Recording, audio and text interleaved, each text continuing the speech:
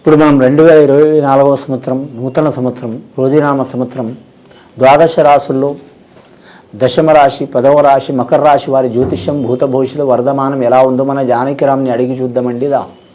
జానకిరామ్ మకర రాశి వారి జాతకం ప్రయత్న శాస్త్రం చదువు విద్య ఉద్యోగం వ్యాపారం పర్సనల్ లైఫ్ ఎట్లా ఉంది, తలించిన కార్యం ఉద్యోగం చేసే వృత్తిది ఆరోగ్య విషయంది ధన విషయంది చూడు.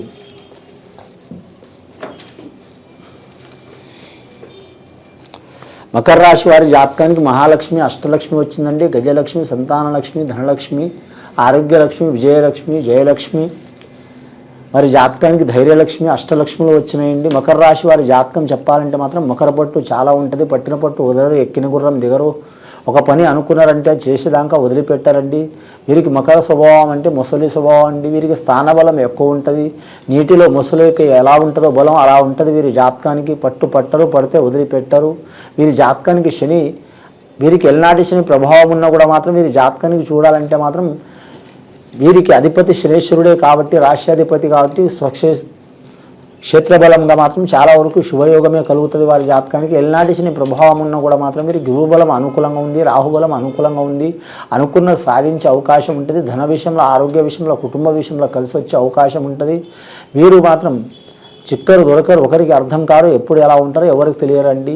వీరికి రవిగ్రహం కూడా అనుకూలం ఉంటుంది. ముఖ్యంగా మాత్రం ఉత్తరాషాఢ నక్షత్రం వారికి రవిగ్రహం అనుకూలం ఉంటుంది. రాజకీయ రంగంలో కలిసి వస్తుంది. అలాగే వీరి జాతకంలో చూడాలంటే ధనిష్ట నక్షత్రం వారికి కుజుడు అంగారకుడు బాగుంటుంది కాబట్టి కానీ మాత్రం యుద్ధ పోరాట విషయంలో కానీ రక్షణ విషయంలో కానీ పోలీస్ శాఖలో కానీ అధికార పక్షంలో కానీ కలిసి వచ్చే అవకాశం ఉంటుంది. ముఖ్యంగా మాత్రం అంగారకారకుడు అంటే కుజుడు అంటే మాత్రం ఈ జాతకానికి మాత్రం చాలా వరకు యోగబలం ఉంటుందండి. అలాగే వీరి పేరు మీద చూడాలంటే ముఖ్యంగా నమ్మిన వారి సహకారం ఉంటుంది. ఇక ఆదాయ వ్యయ విషయంలో చూడాలంటే వ్యాయస్థానంలో శని నడుస్తుండు, జన్మస్థానంలో శని నడుస్తుండు. ఎల్నాటి శని ప్రభావం చాలా ఉందండి, చాలా జాగ్రత్తగా ఉండాలి. ఎల్నాటి శని ప్రభావం తొలగాలంటే శుభయోగం జరగాలంటే మాత్రం వీలైతే వీరు మన ఉభయ తెలుగు రాష్ట్రాల్లో ఆంధ్రప్రదేశ్ ప్రాంతంలో మందపల్లి అనే గ్రామం రాజమండ్రి ప్రాంతంలో ఉన్నదండి. ఆ గ్రామంలో మాత్రం శనేశ్వర ఆలయం ఉంది. మందపల్లి శనేశ్వరాలయంలో మాత్రం శాంతి చేయించుకోవడం చాలా వరకు శ్రేయోదాయకం. అలాగే వీలు కాకపోతే మాత్రం మహారాష్ట్ర షిరిడి ప్రాంతంలో శని సింగణాపురం ఉందండి. ఆ శని సింగణాపురం పోయి మాత్రం శనేశ్వరుని పూజ చేపించుకోవడం, జపం హోమం దానం యాగం చేపించడం చాలా వరకు శుభయోగం ఉంటుంది. వీరి మీద ఉన్న దరిద్ర బాధలు తొలగిపోయే అవకాశాలు ఉంటాయి. రాజకీయ నాయకులకు మాత్రం చాలా వరకు మాత్రం శుభయోగం ఉంటుంది, కలిసి వస్తుంది. వీరి జాతకానికి పెద్దల పేరు ప్రఖ్యాతలు కలిసి వచ్చే అవకాశం ఉన్నది. కానీ అదృష్టయోగం ఉంటుంది వీరి జాతకానికి. వీరి గుణం చూడాలంటే చిక్కరు దొరకరు, ఒకరికి అర్థం కారు, వీరి భేదం ఒకరికి ఇవ్వరు. రవి మహర్దశ జాతక బలం నడుస్తుంది వీరి పేరు మీద. అలాగే వీరి జాతకానికి మాత్రం శ్రీ వెంకటేశ్వర స్వామి పుట్టిన నక్షత్రం శ్రావణ నక్షత్రం వారికి కూడా వీరికి శుభయోగం ఉంది. వీరైతే ఆ వెంకటేశ్వర స్వామి దర్శనం చేయటం, గోవింద నామస్మరణ చేయటం చాలా వరకు మంచిది వీరి పేరు మీద. శనివారం మంగళవారం ఆదివారం చాలా అనుకూలం ఉంటుందండి వీరి పేరు మీద. వీరి జాతకానికి వ్యాపారస్తుల్లో మాత్రం తిరుగు ఉండదు, కానీ కొన్ని వ్యాపారాల్లో ఇబ్బంది ఉంటుంది, కొన్ని వ్యాపారాల్లో కలిసి వస్తుందండి వీరికి. వీరి వ్యాపార విషయంలో చూడాలంటే తైల వ్యాపారం, బొగ్గు వ్యాపారం, ఉప్పు వ్యాపారం, అలాగే మాత్రం కానీ స్టీల్ వ్యాపారం, సిమెంట్ వ్యాపారం, అలాగే వీరి జాతకానికి ఇనుము వ్యాపారం, ఎలక్ట్రానిక్ వ్యాపారం కలిసి వచ్చే అవకాశం ఉంటుందండి. కానీ లిక్కర్ వ్యాపారం, సిమెంట్ వ్యాపారం కలిసి వస్తుంది వీరి జాతకానికి. ఏరే వ్యాపారాలు చూడాలంటే మాత్రం సరి సమానం నడుస్తుంది, అంతగా ఫలితం ఇయ్యది. స్త్రీలకు చూడాలంటే మాత్రం కలిసి వచ్చే అవకాశం ఉంటుంది. కళాకారులకు మాత్రం తిరుగు ఉండదు వీరి పేరు మీద. ఎల్నాటి శని ప్రభావం వలన చాలా ఆటంకాలు చిక్కులు బాధలు ఉంటాయి. ఒకరి మనసులో ఒకరు ఉండరు, ఎవరి ఆలోచన వారికే ఉంటుంది.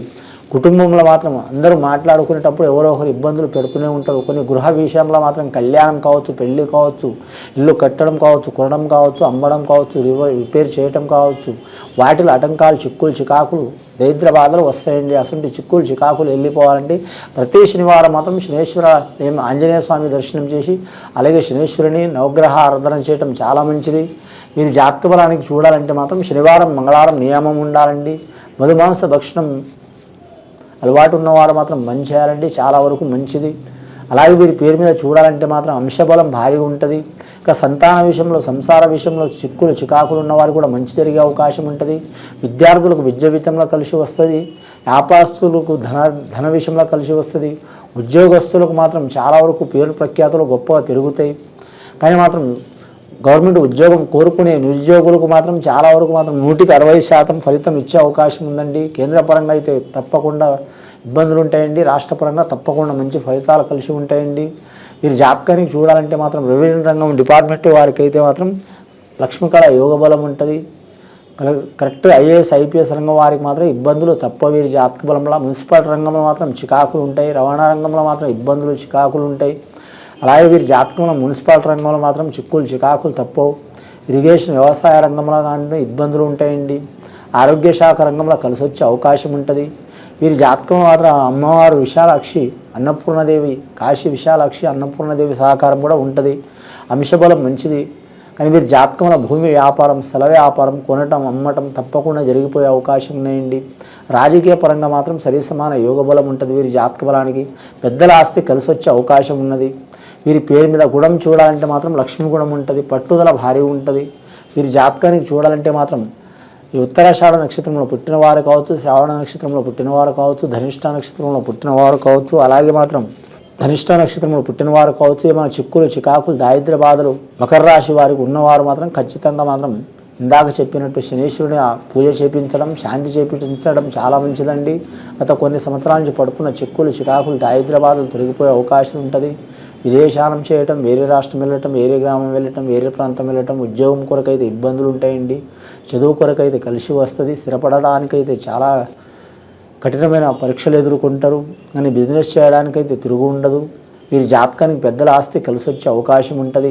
స్త్రీల నుంచి పురుషులకు, పురుషుల నుంచి స్త్రీలకు సహకారం ఉంటుంది. కొన్ని అవమానకరమైన సంఘటనలు జరిగే అవకాశాలు ఉన్నాయి. ప్రయాణ విషయంలో జాగ్రత్తగా ఉండాలి.